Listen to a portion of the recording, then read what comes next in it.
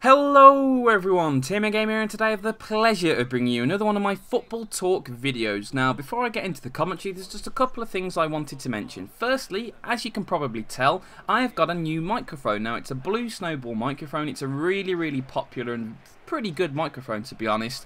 And I've been trying to tinker around with it the last couple of days.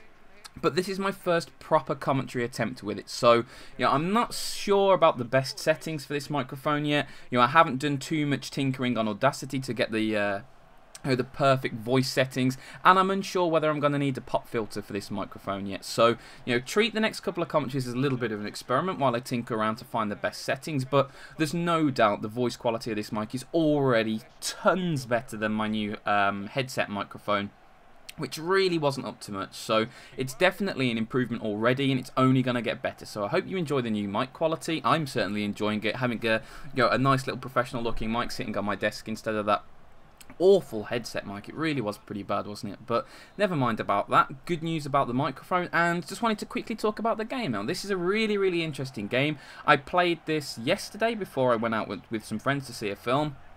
And it's a game against a heavy possession player, and this actually fits quite nicely into my football talk video that I'm going to be coming on to in a little bit.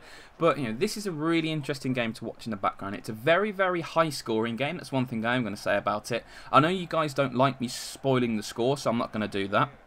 But this guy definitely likes to knock the ball around. He's a passing player, and I know a lot of you guys have asked me to upload videos where I come up against players like this, and this is a good gameplay for me to have in the background for you to begin to understand how to play and how not to play against possession players. Because for a large part of this game, I defend very well, but there's a few moments of dodgy defending which end up costing me goals. And that isn't a spoiler, because I've already said it's a high-scoring game. So, it's good this game to watch what I do well, watch how I win the ball, and then watch how I concede the goals that I do. And if you manage to internalise some of that, hopefully you'll be able to play a little bit better against possession players and have a little bit more success. But anyway, once that's out the way and described, let's move on to the new football talk topic. Now, today I'm going to be sort of talking about something that Jose Mourinho said following Chelsea's 0-0 draw with West Ham in the recent midweek round of fixtures in the Premier League. Now, Jose Mourinho, who's a manager who's always known for his blunt comments, came out and said that basically West Ham United played with a 19th century brand of football. And I'll say the direct quote for you here. Mourinho said, "It's very difficult to play a football match where only one team wants to play. A football match is about two teams playing, and this match was only one team playing and another team not playing. I told Big Sam, and I repeat my words, they need points, and because they need points, to come here and play the way they did, is it acceptable? Maybe yes. I cannot be too critical, because if I was in his position, I don't know if I would do the same. Maybe. At the same time, I told him also, this is not the Premier League. This is not the best league in the world. This is a football from the 19th century. And this is a response to the fact that in the game, Chelsea had 39 shots on target, and I think West Ham only had like 2 or 3. Adrian, the West Ham goalkeeper, made 3 really good saves in the game. Demba Ba hit the woodwork. I think Eden Hazard hit the woodwork as well.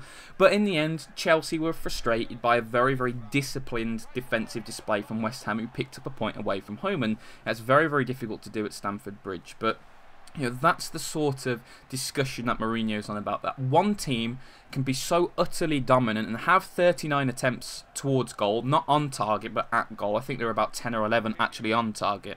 But 39 attempts towards goal. The other team has 3 or 4, yet they still get a point out the game. And whether this is an appropriate style of football. And the real root of this discussion comes out from the rise of Barcelona, I feel. Because Barcelona, with their very unique style, tied in with the Spanish national team, because a lot of those players play for both.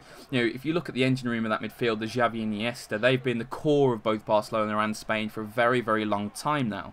So there's this idea which permeates world football at the moment. For your team to be a proper, in inverted commas, proper football team, you have to play in this very refined passing style where all you do is retain possession. You retain possession and you try and walk the ball in. To a lesser extent, you talk about Arsenal playing like this. I've always talked about Arsenal syndrome on FIFA as well, where I try and score goals which are too pretty, and I try and string 35 passes together and then score with a 40-yard screamer instead of just playing simple football. And this is a reflection of real-life football at the moment. There's a huge amount of managers in the Premier League who are praised for their footballing style. If you look at them, just go through, Michael Laudrup has been praised because of the way he's got Swansea to play passing football. Roberto Martinez at Wigan was praised for the fact that he got Wigan playing passing football even though they got relegated. In some ways, the style of football is far more important than the results, it seems, at the moment. Because look at Andre Villas-Boas at Spurs. Spurs weren't setting the world alight with their style of football by any stretch of the imagination, but they were very, very competitive. They won games and they were in a very strong league position, and Tottenham had, progressed from last season in terms of points and results. Yet this was deemed not enough anymore. That the style teams have to play in has to mirror this attractive passing football, and if it doesn't, then the manager can find himself under pressure. So, for me as well, another core of this discussion, and one of the reasons why it is so prevalent in the Premier League now, is a team like Stoke City. Because when Stoke City first came to the Premier League under Tony Pulis, they played an incredibly direct, physical style of football. They had a player like Rory Delap, for example, who could sling a throw-in 35-40 metres. And every time they had a throw-in inside their opponent's half, that's exactly what they'd do. They'd give the ball to Rory Delap, they'd hurl it to the penalty area, and they'd have 8 6-foot players in the box to try and fight for the ball. And this was basically the way they played. They'd be very, very strong in the challenge.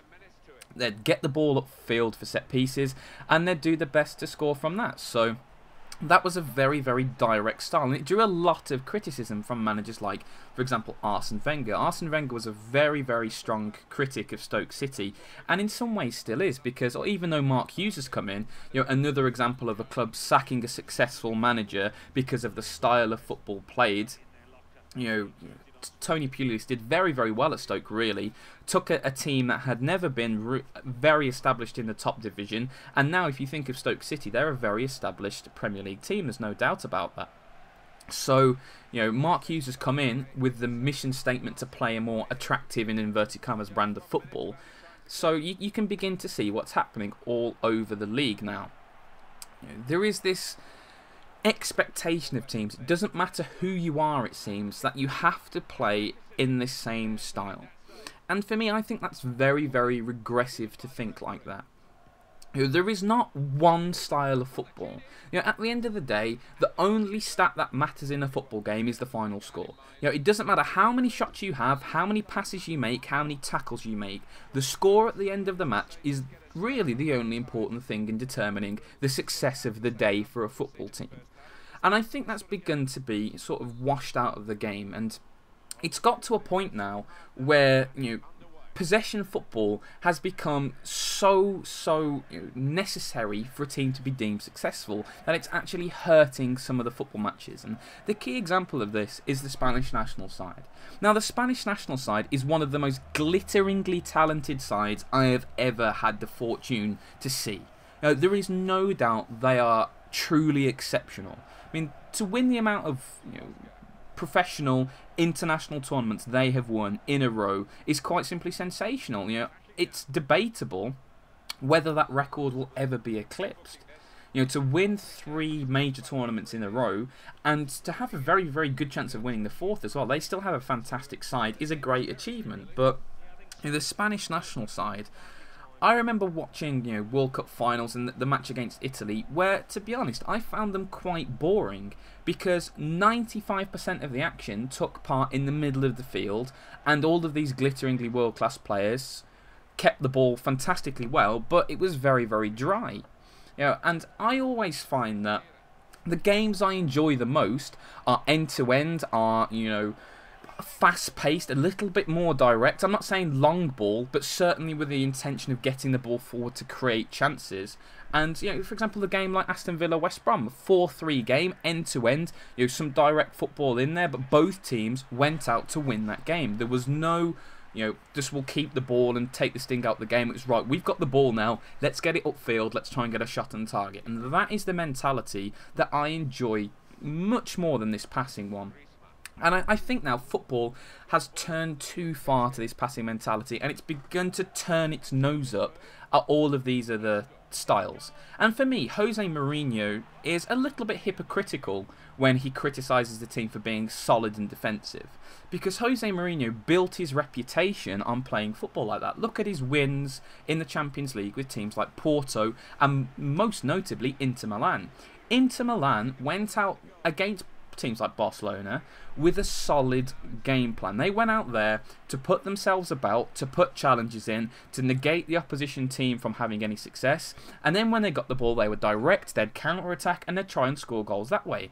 And you know, there's a very, very famous quote from Jose Mourinho where he comes out and says, after a journalist has asked him, you know, how can you claim that you've won this game when, you know, Barcelona had so much possession in the semis and then Bayern have had so much possession in the final? How can you claim to be a winner? And he said, well, those teams can quite happily take the match ball home. We'll take the trophy home.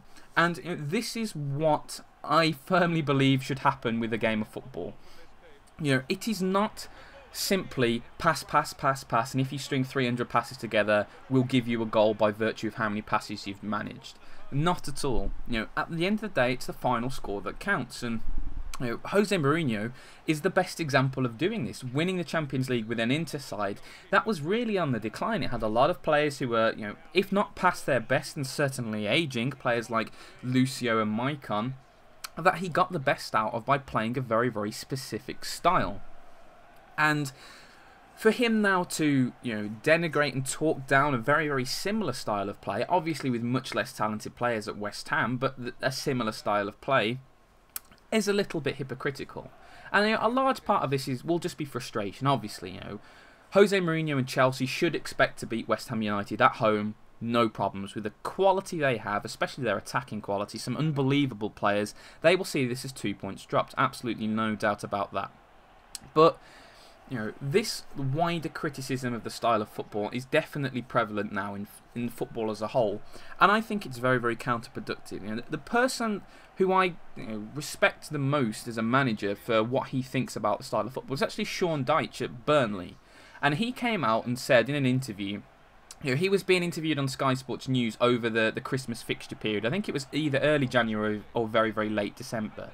He came out and said that, you know, for him, this style of football, you know, the passing mentality is irrelevant. You know, he wants to play a more direct style because he said pretty much what I think, you know, that it's all about chances created, it's all about trying to score goals, and if you aimlessly keep the ball, you're not doing anything. And I say this a lot of times in my FIFA commentaries. I say, this guy's just aimlessly passing. He's not, what is he trying to achieve here? He's just trying to get his possession stat higher. That's all he's doing. He's passing the ball around along his back four, and he's not achieving anything. What are you doing? You know, try and get the ball forward. You know, the good thing about this guy who I'm actually playing against is his possession always had an end product in mind. He wasn't just aimlessly passing. He tried to work in a space, and then he moved the ball forward. But I've played plenty of players on Ultimate Team who have 55, 60, sometimes even 65% of the possession in an entire match and have 4 shots. And I'll have the rest of it, sometimes as 35%, and have 10, 11, 12 shots. And I'm thinking, what are you actually achieving by doing this? You're just pandering to a stereotype instead of trying to be an effective football team. And I really don't like the way that's going with football, because it makes all the games sterile and the same. And I don't enjoy that. Like I've mentioned, you know, pass fests I find dry and boring. I really do. So for me, it's refreshing to see a manager like Sean Dyche come out and say something like that, because it encourages teams to play to their strengths. I mean, the team I support, Aston Villa, you know, we aren't particularly fantastic at keeping the ball, but the one thing we're very good at is counter-attacking, and that's why we're so much better away from home than we are at home, because we can sit back, try and absorb a little bit of pressure, and then when we do get the ball, we have a lot of players who are very, very quick on the break, or a big, strong target man like Christian Benteke, who can hold the ball up and then manoeuvre it around to his supporting cast and try and create chances that way. You know, the one time football and all football teams play the same way is the day that football becomes very boring.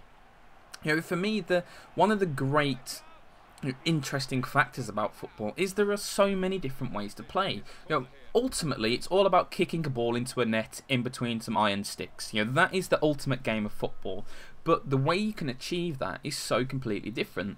And that contrast in styles is very, very interesting. When you see a game like Chelsea-West Ham, while it was a 0-0, it's very, very interesting to see one team just man the barricades and then whenever they get a chance try and launch that quick break and try and create a little bit of uncertainty and maximise their set pieces, while the other team is trying to knock it in and try and run it in basically from the edge of the box all the time.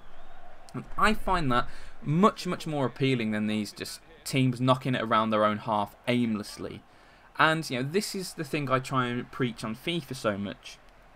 It's not all about just passing for the sake of it, and equally it's not just all about as soon as you get the ball with the centre back hammering it upfield. There's no point in that either. It's all about finding that happy medium. And like I say, I completely refute the comments of Jose Mourinho. Yes, it wasn't the most brilliant performance on West Ham United, but they understand their limitations. They are travelling away to one of the best Premier League teams, arguably one of the best teams in the world. They are travelling away to a manager who has never lost a Premier League game at Stamford Bridge. He has never lost one. What do you expect West Ham to do? What do you want them to do in that situation if you're a West Ham fan? Do you want them to play with 4 strikers up front and go gung-ho and lose 8-0 and everyone comes out and said, well, at least they went for it? Or do you want them to try and put a tackle in and try and be tight and try and challenge and try and get a point out of the game? If you're a West Ham fan, you'll be absolutely delighted with how your team played yesterday. The fact that they stuck in there and put tackles in and actually got a result in a game where they weren't expected to, that could be the difference between West Ham staying up and getting relegated. It really could be that important. And at the end of the season, if West Ham stay up by 1 point, what are the words of Jose Mourinho really going to mean? They're not going to mean a thing, are they? If West Ham had lost 5-0 last night, playing very, very attractive football, and Jose Mourinho had come out after the game and said, oh, West Ham, they really played well, they had a great go, just we were better on the day, and then West Ham had gone down, would those words have meant anything to them? Would they have sat there at the end of the season and gone, well, we've been relegated, but at least Jose Mourinho said we'd played well that one game? Not at all. No, that's completely rubbish, isn't it, if you think that? So, the video's slowly winding to a close now. I'd just like to say that, all of this media and this construct that there's only one way to play football, I think in the long run is very, very counterproductive. Yes, you want your players to be technically gifted, of course you do. And one of the reasons why England are struggling as a national side is because at a youth level, it is too direct.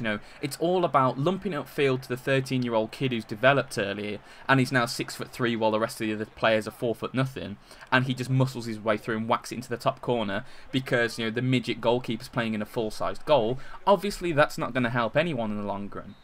But at the professional game, if a team of lesser quality battle to a hard-fought point away from home, they should not be talked down to just because that's the way they've chosen to play that particular game.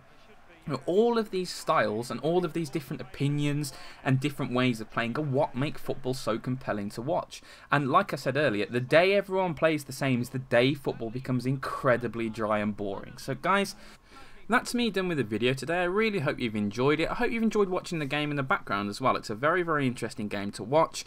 Final score 3-3. I can finally tell you the score now that the game's over. Definitely worth a watch in the background. But once again, thank you so much for watching and have a great day.